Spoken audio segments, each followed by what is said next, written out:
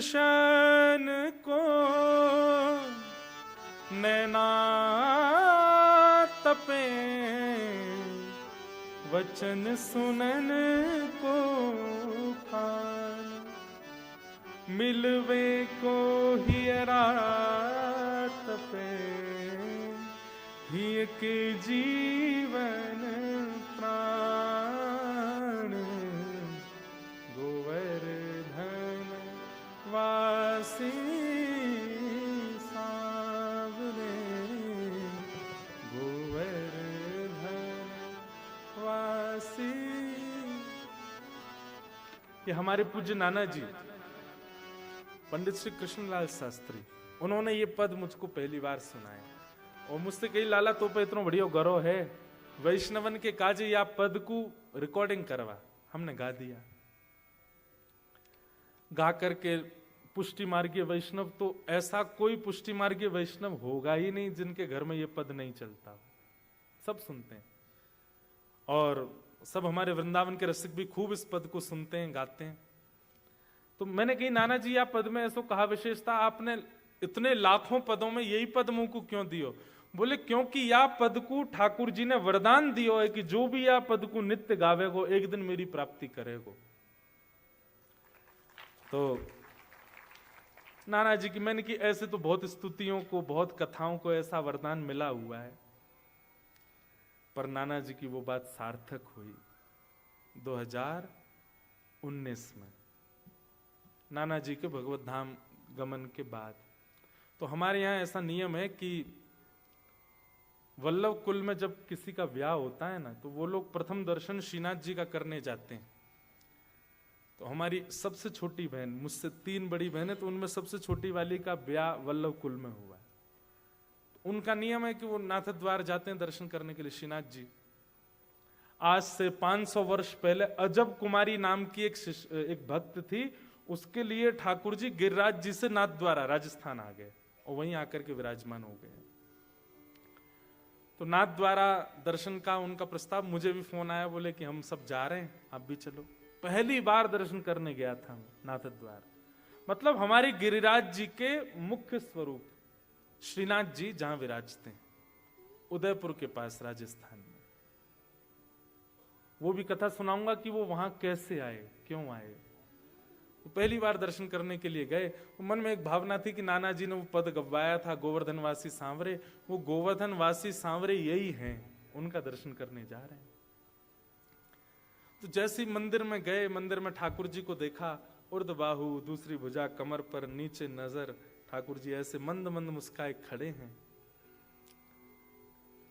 तो एक जैसे गांव का व्यक्ति शहर चला जाए तो गांव के दूसरे लोग जाकर के उसको ऐसे देखते हैं कि अरे हमारे संग वापस चलना। तो एक वैसी भावना प्रकट हुई। मैंने कि जय जय, यहां राजस्थान में आप विराज रहे हो, वापस चलो ना ब्रजमंडल, वहीं विराजो ना गिरिराज जी पर। और श्री चतुर्भुज दास जी कहते हैं युग युग अविचल राखिए यह सुख शैल निवास, श्री गोवर्धन रूप पे बलि जाए चतुर्भुज दास। युग युग अविचल राखिए, हे नाथ आप गिरिराज जी को कभी मत छोड़ना। इसलिए आज भी श्रीनाथ जी के चारों तरफ गिरिकंदरा है, इन्हीं के साथ ही रहना। तो जैसे ही प्रथम दर्शन हुआ तो नेत्र सजल, मैंने की जय जय, राधा रमन जी ब्रज में, बिहारी जी ब्रज में, राधा वल्लभ जी ब्रज में, दामोदर जी ब्रज में, सब ब्रज में विराज रहे, आप काई को राजस्थान आ गए। और चलो पहले आ भी गए होंगे, अब वापस चल दो हमारे संग। बस वो भाव था। तो जैसे मंदिर से निकल के बाहर आए तो एक दुकान पर कथा चल रही थी, मेरी ही।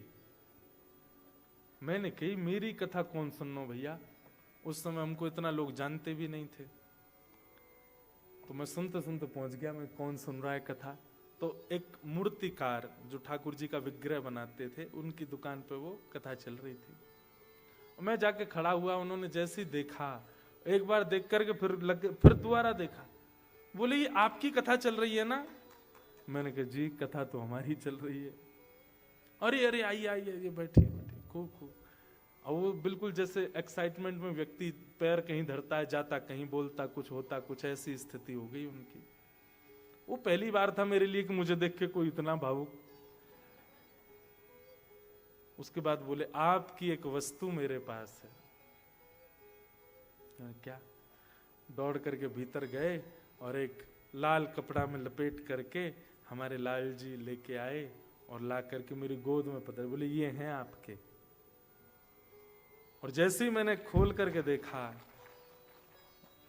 गिरिवर धारण स्वरूप ठाकुर जी का, श्रीनाथ जी स्वरूप।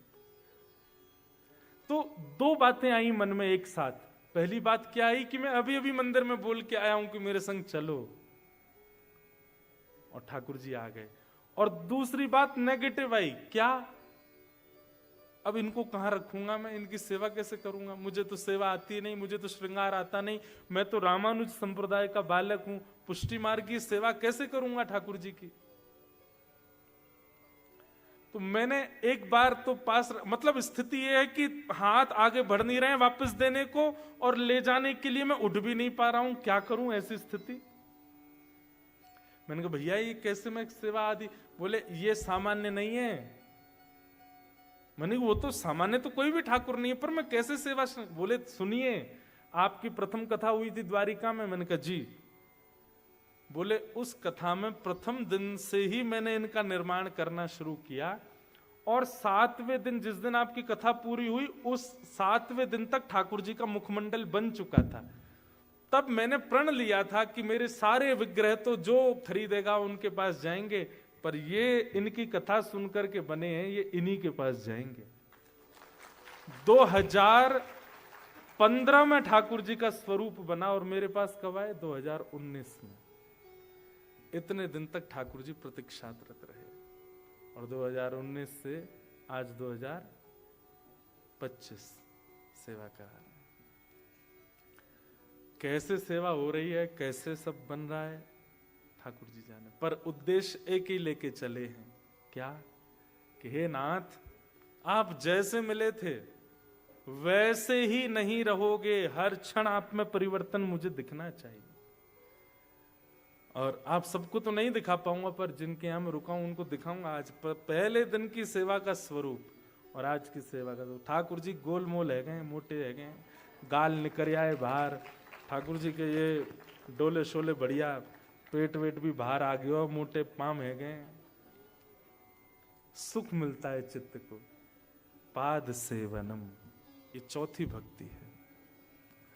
सौभाग्यशाली आप लोग कि आपके घर ठाकुर जी सेवा करा रहे हैं। बस उस सेवा का उद्देश्य प्रमुख मान लीजिए। श्रवणम कीर्तनम विष्णु स्मरणम पाद सेवनम। अब पांचवी भक्ति कौन सी है? अर्चनम, ठाकुर जी की अर्चना। अर्चनम, अर्चनम भक्ति का अभिप्राय क्या है?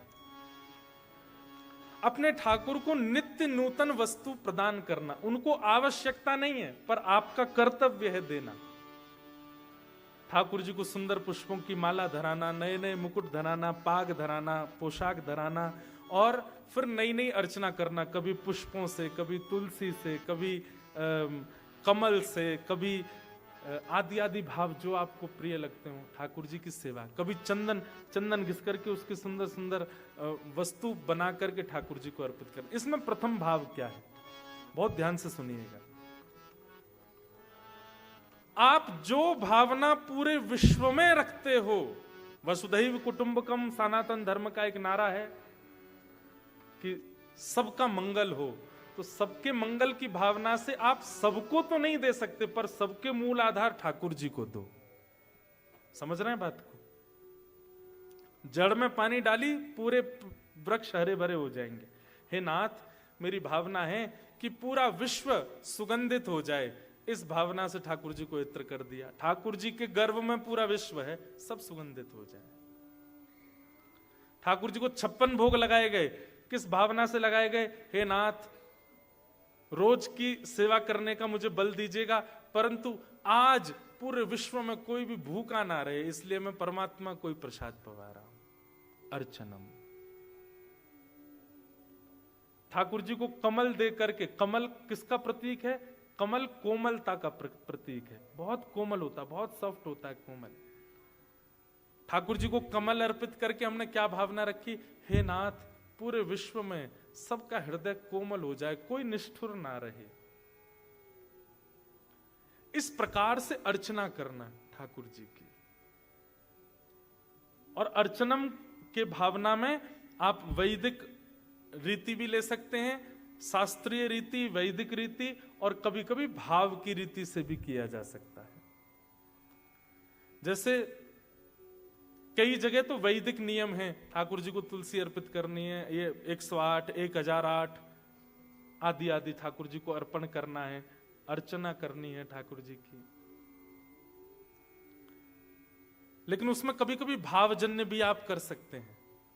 भावजन्य मतलब आपके मन में कोई भाव आया अपने ठाकुर जी के प्रति कि मुझे आज ऐसा लग रहा है कि ठाकुर जी को ऐसा कुछ किया जाए, और वो वस्तु आप ठाकुर जी को पधरा दो। जैसे हमारे श्री राधा वल्लभ जी में वृंदावन में एक कुछ दिन के काल में ठाकुर जी छद्म वेश धारण करते हैं। कौन सा वेश? छद्म वेश। अब देखो, थोड़ा ध्यान से सुनिएगा। रात्रि में ठाकुर जी का जब शयन होता है तो शयन किस भावना में होगा? मोर मुकुट पहना है, वैजंती माला पहनी है, ठाकुर जी ने पूरा श्रृंगार करके शयन किया। रात के दर्शन तो वैसे ही होंगे, पर सुबह के दर्शन में ठाकुर जी आपको विपरीत भेष में दिखेंगे। कभी शंकर जी बने दिखेंगे, कभी टोपा पहने और जो साड़ी वाड़ी पहने कोई सखी के रूप में देंगे। सुबह सुबह 4 बजे राधा वल्लभ जी। उसके पीछे भावना क्या है कि ठाकुर जी रात में सोए तो थे नंद भवन में, लेकिन जैसे यशोदा मैया सो गई सोई, ठाकुर जी उठ के भाज गए कहां? किशोरी जी के पास, और वहां जाकर के ठाकुर जी ने रास विहार किया। अब रास विहार करने के बाद जब ठाकुर जी लौट रहे हैं तो ठाकुर जी के लौटने के समय यशोदा मैया, नंद बाबा सब जग चुके हैं। तो ठाकुर जी कह रहे हैं मैं अगर अपने ही रूप में आया तो सब मुंह को पकड़ लेंगे। तो ठाकुर जी भेष बदल के आते हैं, कभी जोगी के भेष में, कभी किसी भेष में, कभी किसी भेष में, धीमे धीमे नंद गोकुल में, वृंदावन में प्रवेश करते हैं ताकि किसी का ध्यान ना जाए। और उसी समय पुजारी जी कपाट खोल देते हैं, ठाकुर जी उसी भेष में दर्शन देते हैं। छद्म वेश, श्रृंगार, ये भी एक अर्चना है। अब अर्चना ये वैदिक नहीं है, ये भाव की है कि ठाकुर जी रात में किशोरी जी के पास गए और लौट करके आकर के, अब जगन्नाथपुरी, श्री जगन्नाथपुरी में ऐसी रीति है वो कहीं नहीं है। सारे मंदिरों में ठाकुर जी का श्रृंगार शयन के समय हल्का किया जाता है, पर जगन्नाथपुरी में विशेष पुष्पों का श्रृंगार किया जाता रात में। क्यों? पूरे दिन ठाकुर जी भारी श्रृंगार में नहीं होते, रात में शयन से पहले ठाकुर जी का बड़ श्रृंगार, भारी श्रृंगार होता है। क्यों? उसमें भावना है। क्या भावना है? कि अब हम लोगों के लिए कपाट बंद होंगे और ठाकुर जी श्रृंगार करके श्री जी के पास रास के लिए जाएंगे, इसलिए ठाकुर जी का श्रृंगार होता है। ये भी एक अर्चना है, ये भाव की अर्चना है। तो एक होती है वैदिक अर्चना, शास्त्रीय अर्चना, और एक होती है भाव की अर्चना।